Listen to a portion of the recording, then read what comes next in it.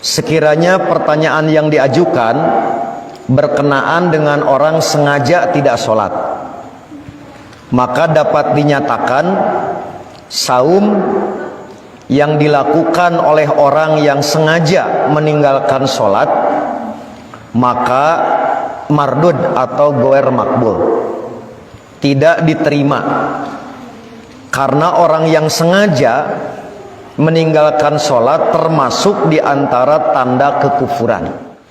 Dalil bahwa orang yang meninggalkan sholat dengan sengaja termasuk bentuk kekafiran adalah firman Allah Ta'ala dalam surat At-Taubah ayat 11. Kemudian sabda Rasul antara lain dalam hadis riwayat Imam Muslim, baina rojul wa baina syirki wal kufri tarkus sholah.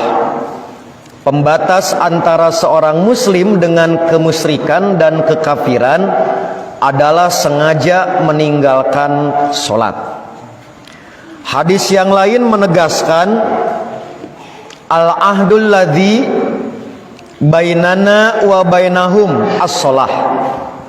Perjanjian antara kami dan mereka, yaitu orang kafir, adalah mengenai sholat. Faman tarokaha faqad kafaro. Barang siapa sengaja meninggalkannya maka dia telah kafir. Berarti Bapak Ibu merujuk kepada dalil Quran dan Sunnah serta ijma dari para ulama, sengaja meninggalkan sholat merupakan satu kekafiran yang dinyatakan sebagai pendapat jumhur sahabat Nabi, bahkan dapat dinyatakan sebagai ijma.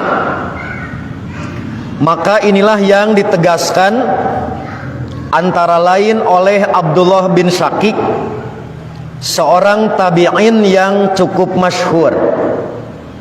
Para sahabat Nabi tidaklah pernah menganggap suatu amalan yang apabila seseorang meninggalkannya menyebabkan dia kafir selain perkara sholat.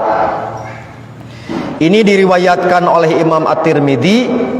Dalam beberapa catatan ada yang menganggap hadis ini sahih atau hadis ini dhaif, tetapi substansinya adalah sama. Jadi inilah kesimpulan yang tidak berlebihan. Sekiranya seseorang saum namun dia sengaja meninggalkan sholat, saumnya adalah goer makbul, tidak diterima atau mardud. Saya ambil contoh sederhana. Ini kata Nabi kan gini,